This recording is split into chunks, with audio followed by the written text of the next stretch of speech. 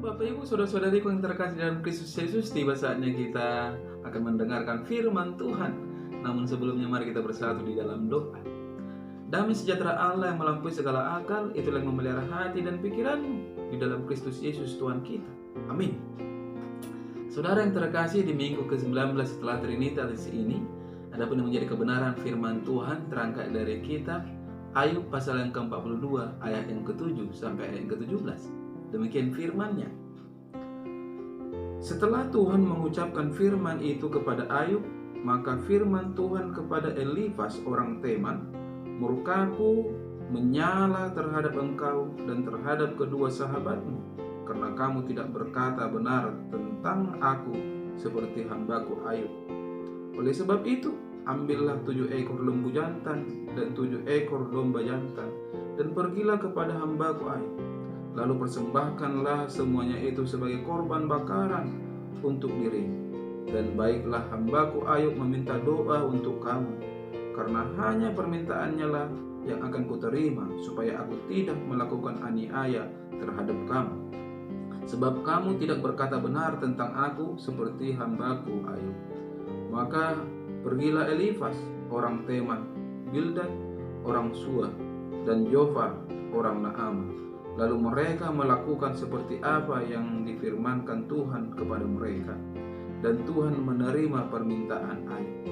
Lalu Tuhan memulihkan keadaan Ayub setelah ia meminta doa untuk sahabat-sahabatnya, dan Tuhan memberikan kepada Ayub 2 kali lipat dari segala kepunyaannya dahulu. Kemudian datanglah kepadanya semua saudaranya, laki-laki dan perempuan, dan semua kenalannya yang lama, dan makan bersama-sama dengan dia di rumahnya. Mereka menyatakan turut berduka cita dan menghibur dia oleh karena segala malapetaka yang telah ditimpakan Tuhan kepadanya. Dan mereka masing-masing memberi dia uang 1 kesita dan sebuah cincin emas. Tuhan memberkati Ayub dalam hidupnya yang selanjutnya lebih daripada dalam hidupnya yang dahulu.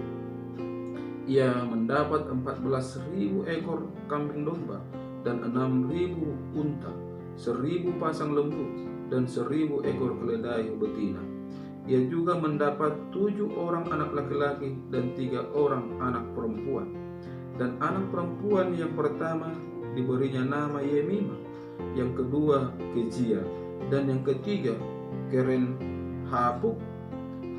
Di seluruh negeri tidak terdapat perempuan yang secantik anak-anak Ayub, dan mereka diberi ayahnya milik pusaka di tengah-tengah saudara-saudaranya laki-laki.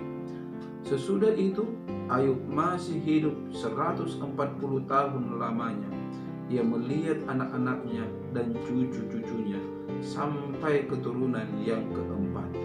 Maka matilah Ayub tua dan lanjut umur. Sampai jatuh firman Tuhan. Saudara yang terkasih dalam Kristus Yesus, melalui kebenaran firman ini saya mengangkat tema, yaitu melestarikan budaya yang baik. Saudara yang terkasih dalam Kristus Yesus, kalau kita mendengar kisah Ayub, pasti di dalam benak kita terkesan ironis, tragis, dan dramatis. Mengapa? Orang yang begitu mengasihi dan diberkati Tuhan harus mengalami malapetaka dan penderitaan yang luar biasa. Bahkan istri, para sahabat-sahabatnya, dan iblis pun mencemoohnya habis-habisan, saudara-saudara. Pergumulan yang menggoncangkan iman serta menimbulkan pertanyaan kontroversial, yaitu mengapa orang yang begitu baik dan saleh di hadapan Tuhan bisa terkena musibah yang sedemikian hebat dan jatuh menderita sampai titik nadir kehidupan seorang manusia. Saudara yang terkasih dalam Kristus Yesus, dengan harta benda, anak-anak, juga kesehatannya, pergumulan Ayub yang datang bertubi-tubi memperlihatkan betapa menderitanya ia.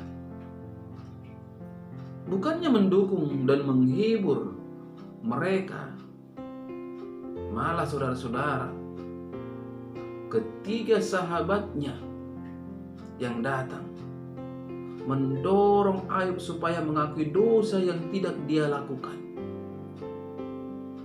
Mereka menjadi sok tahu dengan menganggap Ayub telah melakukan dosa besar sehingga Allah menimpa hukuman.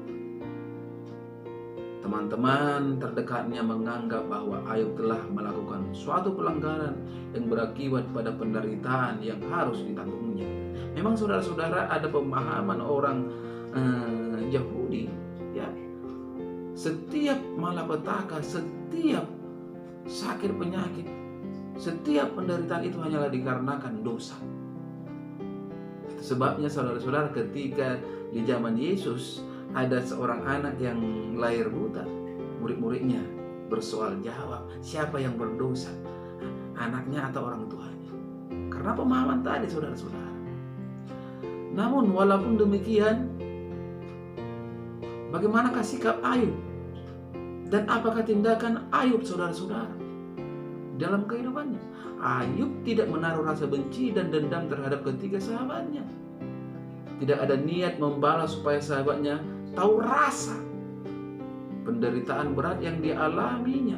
Tidak membuat Ayub kehilangan kasih.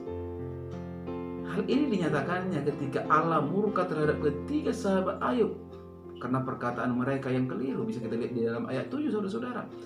Allah hanya akan melepaskan mereka dari hukuman jika Ayub meminta doa untuk mereka. Meski tidak dijelaskan secara terperinci, saudara-saudara, namun Alkitab menyatakan bahwa Ayub melakukannya. Itu tertulis dalam ayat 10. Jika kita berada pada posisi Ayub, saudara-saudara, masihkah kita mampu menyatakan kasih seperti Ayub?